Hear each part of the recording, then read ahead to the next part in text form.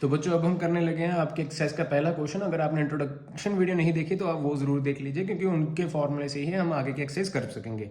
तो सबसे पहला क्वेश्चन क्या कह रहा है, 2 cubes each of volume 64 centimetre cube are joint end to end. Okay, मुझे साइड तो बताई नहीं गई, तो सबसे पहले मेरा काम होगा साइड को निकालना। साइड फाइंड करने के लिए क्या किया जाए, सबसे पहले वॉल्यूम ऑफ क्यूब इन्होंने दे रखी है, volume of cube is equal to 64 centimetre cube. हमें वॉल्यूम का फॉर्मूला पता है क्या होता है, side cube is equal to 64। यहाँ क्यूब है तो उधर जाके क्यूब रूट बन जाएगा, ये काफी बच्चों को मालूम होगा। और क्यूब रूट निकालना तो काफी बच्चों को आता होगा, अगर नहीं आता तो मैं यहाँ साइड पे निकाल के दिखा देता हूँ।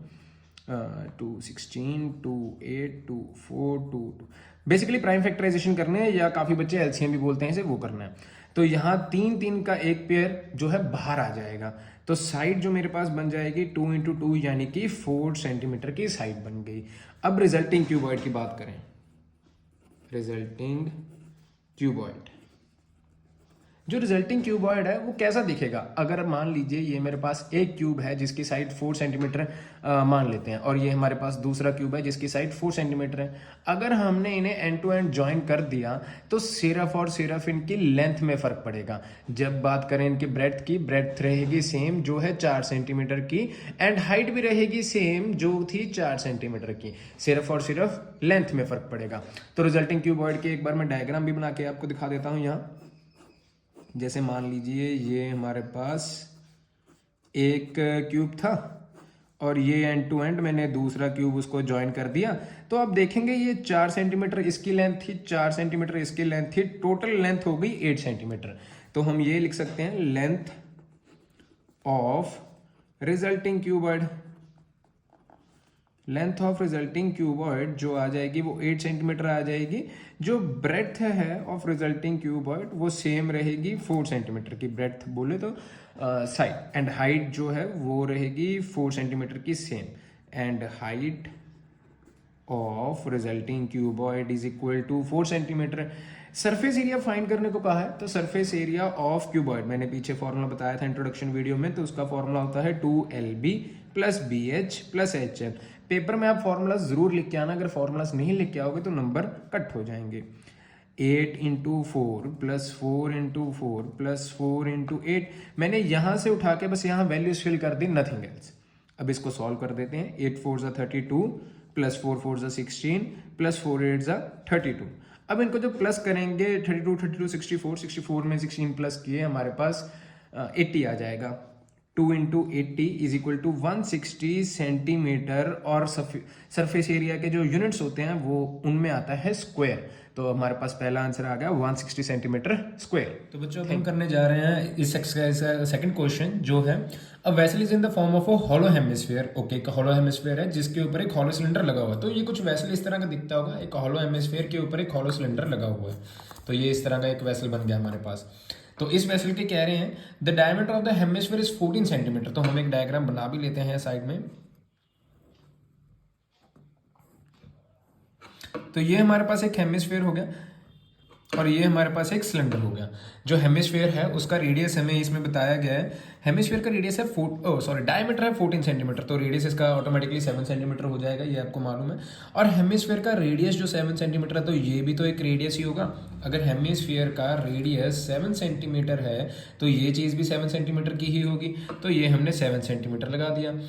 अब टोटल हाइट इसकी दी हुई है 13 सेंटीमीटर, बट 7 सेंटीमीटर तो रेडियस जो है वो हेमिस्फीयर का चला गया। रिमेनिंग हाइट किसकी बची, वो बचेगी सिलेंडर की, जो 13 माइनस 7 यानी कि हमारे पास जो आंसर आएगा 6 सेंटीमीटर, वो हाइट ऑफ सिलेंडर हो जाएगी। तो इसको लिखेंगे कैसे, इसको हम ऐसे लिखेंगे। तो अब हम इसको लिखेंगे कैसे, सबसे पहले हमें दिया हुआ है डायमीटर ऑफ हेमिस्फीयर, वो दिया हुआ है हमें 14 सेंटीमीटर, एंड देन रेडियस कितना आ जाएगा 14 डिवाइडेड बाय 2 7 सेंटीमीटर, एंड हमारे पास हाइट ऑफ सिलेंडर कितना आ जाएगा। हाइट ऑफ सिलेंडर आपको पता लग गया कि हमने यहाँ 7 क्यों माइनस किया, टोटल हाइट 13 दे रखी है और 7 सेंटीमीटर की हाइट जो है वो हेमिस्फीयर को चली गई, तो बची जो 13 minus 7 is equal to 6 centimetre की हाइट। और अब हमें फाइंड करने को कहा है इसका inner curved surface area. Inner curved surface area का क्या मतलब हुआ, मैं आपको बना के दिखा देता हूँ। इनर कर्व्ड सरफेस एरिया मतलब कि curved surface area of cylinder लगेगा और इसमें प्लस करना पड़ेगा curved surface area of hemisphere. अब हमने दोनों का कर्व्ड सरफेस एरिया क्यों लिया मैं आपको बताता हूँ। अगर हम देखें तो ये जो हमारे पास कार्डबोर्ड है इस पे हमने ग्लेस पेपर चढ़ाना है मान लीजिए, तो इसकी हम साइड पे ग्लेस पेपर चढ़ाएंगे तो कर्व सरफेस एरिया होगा, ये तो हमें पता लग गया। क्योंकि अंदरली तरफ चढ़ाना है या बाहरली तरफ चढ़ाना है एक ही बात है, लेकिन ऊपर नहीं चढ़ाना। तो हमने क्या लिया, सिर्फ इसका कर्व सरफेस एरिया। हेमिस्फीयर का क्यों लिया, अगर ये टॉय इस तरह हो गया तो हेमिस्फीयर के भी तो हम ऊपर ही कर्व सरफेस एरिया चढ़ाएंगे सिर्फ, अगर कुछ ग्लेस पेपर चढ़ाना होगा।